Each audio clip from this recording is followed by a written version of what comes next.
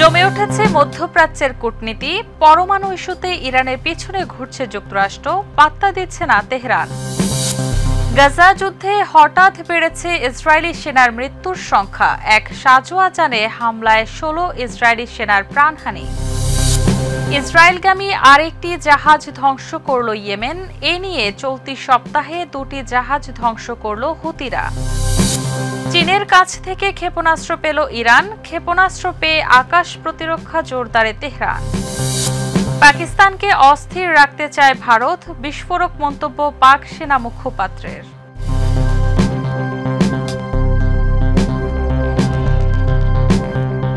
দর্শক, আমন্ত্রণ মাই TV I নিউজে। এতক্ষণ দেখছিলেন শিরোনাম, সাথে আছি আমি শাহিলি আক্তার। সানবিট সব দিবে সামাল। সানবিট ম্যাজিক প্রেস ডিশওয়াশিং এর মাথা ঘোরানো সলিউশন। মাত্র একবার কথা বলার সুযোগ পেতে ইরানের পেছনে ঘুরছে যুক্তরাষ্ট্র, কিন্তু ট্রাম্প প্রশাসন কোনোভাবেই তেহরানের কাছ থেকে প্রত্যাশিত সাড়া পাচ্ছে না। সম্প্রতি ইরানের সঙ্গে পারমাণবিক আলোচনায় বসতে চেয়েছে যুক্তরাষ্ট্র, কিন্তু ইরান জানিয়ে দিয়েছে আলোচনার আগে প্রয়োজন আস্থা পুনরুদ্ধার। অতীতের প্রতারণার কারণে এখন যুক্তরাষ্ট্রের উপর তাদের কোনো বিশ্বাস নেই। বিস্তারিত রিপোর্টে। মাত্র একবার কথা বলতে ইরানের পিছনে ঘুরছে যুক্তরাষ্ট্র, কিন্তু কোনোভাবেই ইরানের কাছে পাত্তা পাচ্ছে না ট্রাম্প প্রশাসন। কিছুদিন আগেই ইসরায়েলের সাথে হাত মিলিয়ে ইরানে হামলার পর যুক্তরাষ্ট্রের এমন আচরণ নতুন করে আলোচনার জন্ম দিয়েছে। মধ্যপ্রাচ্যের কূটনীতিতে নতুন করে জমে উঠেছে উত্তেজনা। ইরানের পররাষ্ট্র মন্ত্রণালয় জানিয়েছে পারমাণবিক আলোচনার জন্য সম্প্রতি আবারও যুক্তরাষ্ট্র তাদের সঙ্গে যোগাযোগ করছে, তবে তেহরান এখনও সিদ্ধান্ত নেয়নি আলোচনায় বসবে কিনা। ইরানের ভাষ্য, অতীতের প্রতারণা ও অঙ্গীকার ভঙ্গের কারণে যুক্তরাষ্ট্রের ওপর তাদের আস্থা চরমভাবে ক্ষুণ্ণ হয়েছে। ফলে কোনো আলোচনার আগে সেই আস্থা পুনরুদ্ধার করাই প্রধান শর্ত। উপপররাষ্ট্রমন্ত্রী সাইদ খতিবজাদে সাফ জানিয়ে দেন, আলোচনার জন্য আস্থা দরকার, কিন্তু এখন তা নেই। অন্যদিকে 12 দিনের ইরান ইসরায়েল যুদ্ধ নিয়ে উঠে এসেছে নতুন তথ্য। ইসরায়েল প্রথমবারের মতো স্বীকার করেছে ইরানি ক্ষেপণাস্ত্রের হামলায় তাদের সামরিক স্থাপনাগুলো আঘাতপ্রাপ্ত হয়েছে। তেল আবিবের ভাষ্যমতে অল্প কিছু ঘাঁটি ক্ষতিগ্রস্ত হলেও এখনও তা সচল। এদিকে ট্রাম্পের সঙ্গে রুদ্ধদ্বার বৈঠক শেষে ইসরায়েলি প্রধানমন্ত্রী নেতানিয়াহু দাবি করেছেন, যুদ্ধ চলাকালীন ইরান নাকি বারবার কূটনৈতিক আলোচনার অনুরোধ করেছে, কিন্তু ইরান সেই দাবি সম্পূর্ণভাবে অস্বীকার করেছে।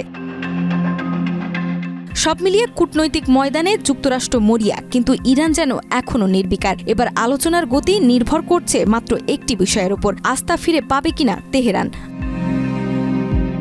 নাজমা, মাই টিভি। গাজা যুদ্ধে ইসরায়েলি সেনাদের হতাহতের সংখ্যা বাড়ছে নতুন বাস্তবতায়।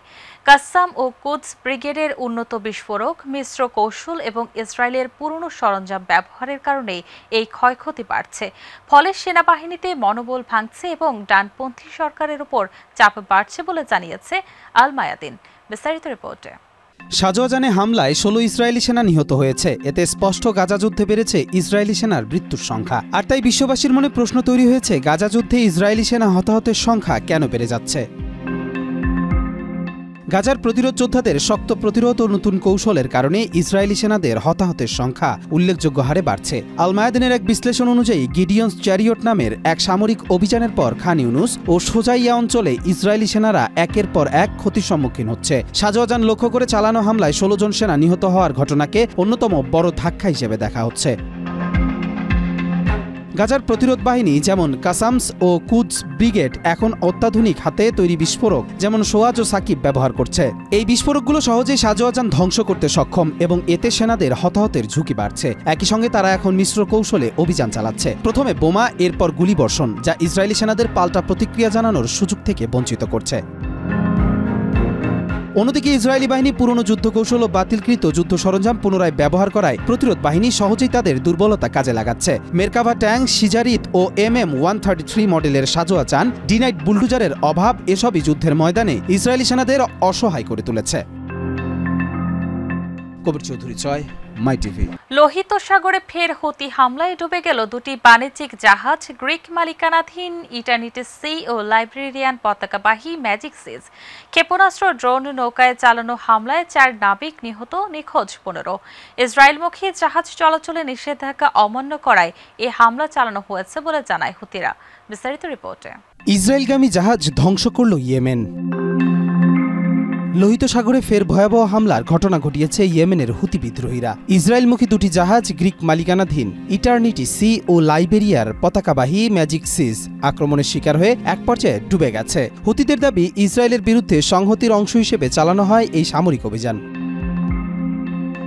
হুতির সামরিক মুখপাত্র ব্রিগেডিয়ার জেনারেল ইয়াহিয়া সারি জানান, চালকবিহীন বিস্ফোরক বোঝাই নৌযান ও ক্ষেপণাস্ত্র দিয়ে ইটারনিটি সি জাহাজে হামলা চালানো হয়। এতে জাহাজটি মারাত্মকভাবে ক্ষতিগ্রস্ত হয়ে পরবর্তী দুদিনের মাথায় পানিতে ডুবে যায়। হামলার কিছু অংশের ভিডিও ফুটেজও প্রকাশ করেছে হুতিরা, যেখানে বিস্ফোরণের মুহূর্ত নাবিকদের সরে যাওয়ার দৃশ্য দেখা যায়।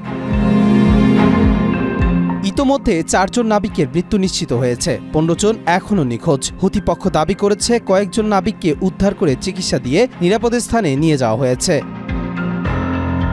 অন্যদিকে ম্যাজিক সিজ নামের আরেকটি জাহাজও হুতিদের হামলায় ডুবে যায়। এতে থাকা 19 নাবিককে পাশ দিয়ে যাওয়া অপর এক বাণিজ্যিক জাহাজ উদ্ধার করে জিবুতির উদ্দেশ্যে পাঠিয়ে দেয়।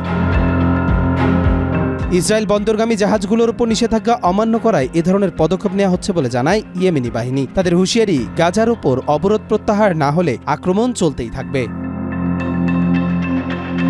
কবির চৌধুরী, মাই টিভি। চীনের কাছ থেকে ভূমি থেকে আকাশ ক্ষেপণাস্ত্রের চালান পেয়েছে ইরান। ইসরায়েলের সঙ্গে সংঘাতের পর আকাশ প্রতিরক্ষা জোরদারে এই অস্ত্র সংগ্রহ করে তেহরান। তেলের বিনিময়ে এই চুক্তি হয়েছে বলে জানা গেছে। বিশ্লেষকরা বলছেন, এটি চীন ইরান সম্পর্কের কৌশলগত গভীরতার ইঙ্গিত দিচ্ছে। বিস্তারিত রিপোর্টে। চীনের কাছ থেকে ক্ষেপণাস্ত্র পেল ইরান। ইসরায়েলের সঙ্গে 12 দিনের রক্তক্ষয়ী সংঘাতের পর আকাশ প্রতিরক্ষা ব্যবস্থায় বড় ধরনের শক্তি বৃদ্ধি আনতে চলেছে দেশটি। সম্প্রতি চীনের নিকট ভূমি থেকে আকাশে উৎক্ষেপণযোগ্য ক্ষেপণাস্ত্রের চালান গ্রহণ করেছে ইরান। মধ্যপ্রাচ্যের এক গোয়েন্দা সূত্রের বরাতে মিডল ইস্ট আই জানিয়েছে, যুদ্ধবিরতির 1 সপ্তাহের মাথায় এসব ক্ষেপণাস্ত্র তেহরানে পৌঁছায়। বিশ্লেষকরা বলছেন, এ চুক্তি শুধু প্রতিরক্ষা নয়, বরং বেইজিং তেহরান সম্পর্কের কৌশলগত গভীরতা প্রকাশ করে। মার্কিন নিষেধাজ্ঞা সত্ত্বেও তেল বিনিময়ে এসব অস্ত্র সংগ্রহ করেছে ইরান। যুক্তরাষ্ট্রের জ্বালানি তথ্য সংস্থার তথ্য অনুযায়ী ইরানের 90% অপরিশোধিত তেল এখনও চীনে রপ্তানি হয়। একাধিক আরব নিরাপত্তা বিশ্লেষক জানান, যুক্তরাষ্ট্র ও তার মিত্ররা জানত ইরান এমন সমর প্রযুক্তির অনুসন্ধানে রয়েছে। তারা হোয়াইট হাউসকেও এ বিষয়ে অবগত করেছে। যদিও চীনের কাছ থেকে ইরান মোট কতটি ক্ষেপণাস্ত্র পেয়েছে সে সংখ্যাও এখনও অজানা। বর্তমানে ইরান রাশিয়ার তৈরি S-300 ছাড়াও নিজেদের নির্মিত খোরদাদ ও বাভার 373 সিরিজের আকাশ প্রতিরক্ষা ব্যবস্থা ব্যবহার করছে। চীনের তৈরি আগের প্রজন্মের প্রতিরক্ষা ব্যবস্থাও ইরানের ভান্ডারে রয়েছে। নতুন এই ক্ষেপণাস্ত্র সরবরাহের মাধ্যমে তেহরান তার প্রতিরক্ষায় আরও বৈচিত্র্য ও সক্ষমতা যুক্ত করল বলে ধারণা করা হচ্ছে। কবির চৌধুরী, মাই টিভি। পাকিস্তানের সন্ত্রাস ছড়িয়ে অস্থিরতা তৈরি করছে ভারত, এমন অভিযোগ করেছেন পাক সেনাবাহিনীর মুখপাত্র লেফটেন্যান্ট জেনারেল আহমেদ শরীফ চৌধুরী। তিনি বলেন, বিস্ফোরণ ও গুপ্ত হত্যায় ভারতীয় গোয়েন্দা সংস্থার এর সম্পৃক্ততা রয়েছে। সাবেক পররাষ্ট্রমন্ত্রী বিলাওয়াল ভুট্টো কাশ্মীর হামলায় ভারতের ভূমিকা নিয়ে প্রশ্ন তুলেছেন। বিস্তারিত রিপোর্টে। পাকিস্তানকে অস্থির করতে চায় ভারত, এমন অভিযোগ তুলেছেন পাক সেনাবাহিনীর মুখপাত্র লেফটেন্যান্ট জেনারেল আহমেদ শরীফ চৌধুরী। ভারত সন্ত্রাসী কার্যকলাপের পৃষ্ঠপোষকতা করে পাকিস্তানে অস্থিরতা তৈরি করতে চায় বলে অভিযোগ তুলেছেন তিনি। আল জাজিরাকে দেয়া এক সাক্ষাৎকারে তিনি দাবি করেন, পাকিস্তানের সংঘটিত বিস্ফোরণ, গুপ্ত হত্যা ও অন্যান্য সহিংস ঘটনার পেছনে ভারতীয় গোয়েন্দা সংস্থা রয়ের সরাসরি সম্পৃক্ততা রয়েছে। শরীফ চৌধুরী ভারতের জাতীয় নিরাপত্তা উপদেষ্টা অজিত দোভালকে পাকিস্তানে সন্ত্রাস ছড়ানোর রূপকার আখ্যা দিয়ে বলেন, ভারতের আসল উদ্দেশ্য হচ্ছে পাকিস্তানকে দীর্ঘমেয়াদে অস্থিতিশীল করে রাখা, যেন দেশটি উন্নয়নের পথে অগ্রসর হতে না পারে। তিনি আরও অভিযোগ করেন, ফিতনা আল খারেজি ও ফিতনা আল হিন্দুস্তান নামের জঙ্গি সংগঠনগুলোর সঙ্গেও ভারতের সম্পর্ক রয়েছে। পাক সেনাবাহিনীর এই কর্মকর্তা মনে করেন, ভারতের এই ভূ রাজনৈতিক অবস্থান কেবল পাকিস্তান নয়, গোটা অঞ্চলের স্থিতিশীলতার জন্য হুমকি। তবে পাকিস্তান উত্তেজনায় গা না ভাসিয়ে পরিপক্ক দায়িত্বশীল অবস্থান বজায় রেখেছে বলেও মন্তব্য করেন তিনি। অন্যদিকে পাকিস্তানের সাবেক পররাষ্ট্রমন্ত্রী বিলাওয়াল ভুট্টো জানান, গত এপ্রিলে কাশ্মীরের পহলগামে সন্ত্রাসী হামলার ঘটনা পাকিস্তান আন্তর্জাতিক তদন্তে আগ্রহ দেখালেও ভারত সে প্রস্তাব ফিরিয়ে দেয়। তিনি অভিযোগ করেন, হামলায় কে বা কারা জড়িত সে বিষয়ে ভারত এখনও কোনো প্রমাণ হাজির করতে পারেনি। দর্শক, এ ছিল আজকের মাই টিভি আই নিউজ। ধন্যবাদ এতক্ষণ সাথে থাকার জন্য।